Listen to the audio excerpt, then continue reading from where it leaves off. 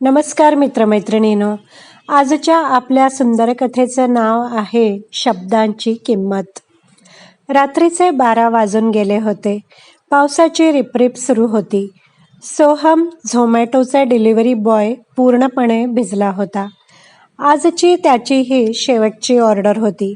पत्ता शोधताना त्याची खूपच चिडचिड होत होती. एक जुनाट सोसायटी जिचा लिफ्टचा दरवाजाही नीट उघडत नव्हता.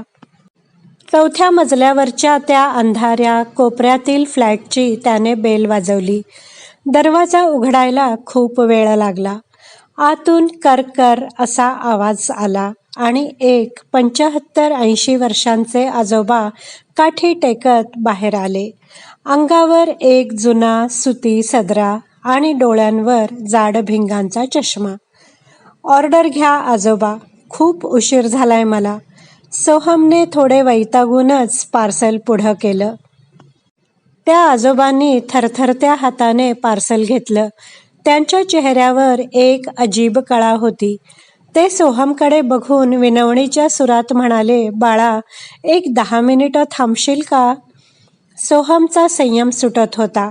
अहो आजोबा, रात्रीचे 12 वाजलेत. मला घरी जायचं आहे. माझे आई बाबा वाट बघत असतील. पेमेंट ऑनलाईन झालंय ना? मग काय काम आहे आता? आजोबांचे डोळे पाणावले. त्यांनी दरवाजा पूर्ण उघडला. आतल्या हॉलमध्ये भयान शांतता होती. फक्त एका कोपऱ्यात एक छोटा टेबल लॅम्प सुरू होता आणि त्याखाली एका बाईचा हार घातलेला फोटो होता. आज माझ्या बायकोचा, सुमतीचा वाढदिवस आहे. आजोबा भिंतीवरच्या त्या फोटोकडे बघत म्हणाले. ती असताना आम्ही दरवर्षी 12 वाजता केक कापायचो. आज ती नाहीये आणि माझा मुलगा. त्यांचा आवाज दाटून आला. सोहमने विचारलं, मुलगा? तो कुठे आहे? आजोबांनी खिशातून एक महागडा आयफोन काढला. तो अमेरिकेत असतो. मोठी कंपनी आहे त्याची. त्याने सकाळीच मला फोन करून सांगितलं, बाबा, तुमच्या अकाउंटला 50,000 ट्रान्स्फर केलेत. आईच्या आवडीचं काहीतरी ऑर्डर करा आणि सेलिब्रेट करा. मला मीटिंगमुळे जमणार नाही कॉल करायला. हे सांगताना आजोबांच्या सुरकुतलेल्या गालांवरून एक अश्रू ओघळला. बाळा, पैसे खूप आहेत रे, पण हा केक कापताना हॅपी बर्थडे म्हणायला घरात कोणीच नाही. भिंतींना ओरडून सांगितलं तरी त्या ऐकत नाहीत. सोहमच्या पायाखालची जमीन सरकली. त्याचा मघाशी आलेला राग कुठल्या कुठे पळून गेला. त्याला स्वतःच्या बाबांची आठवण झाली, ज्यांचा फोन तो बिझी आहे सांगून मघाशी कट करत होता. सोहम शांतपणे आत गेला. त्यानेच तो केकचा बॉक्स उघडला. तो केक नव्हता, तर एक छोटीशी पेस्ट्री होती.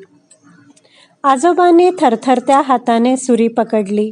सोहमने त्यांच्या हातावर हात ठेवला. कापा आजोबा, मी आहे ना. त्या भयान शांततेत एका अनोळखी डिलिव्हरी बॉयने टाळ्या वाजवून हॅपी बर्थडे गाणं म्हटलं.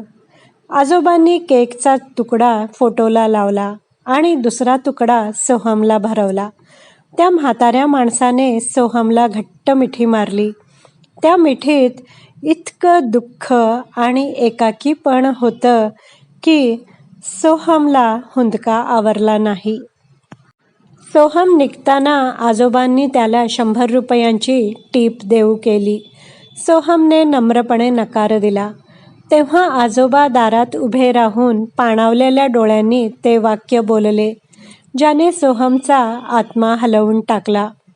पोरा, पुढच्या वेळी येताना 2 पोळ्या कमी आणल्यास तरी चालतील, पण थोडा वेळ जास्त घेऊन ये रे. कारण भूक पोटाला लागते, पण घर पण मनाला लागतं आणि ते विकत मिळत नाही. सोहम जिन्यावरून खाली उतरला तेव्हा पाऊस थांबला होता, पण त्याचे डोळे वाहत होते. त्याने बाईक बाजूला लावली आणि पहिला फोन आपल्या बाबांना लावला.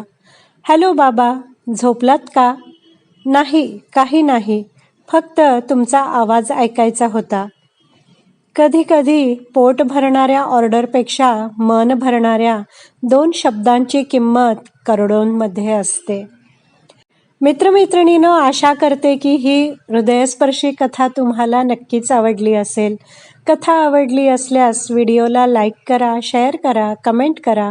माझ्या चॅनलला सबस्क्राईब करायला विसरू नका. व्हिडिओ पाहिल्याबद्दल धन्यवाद.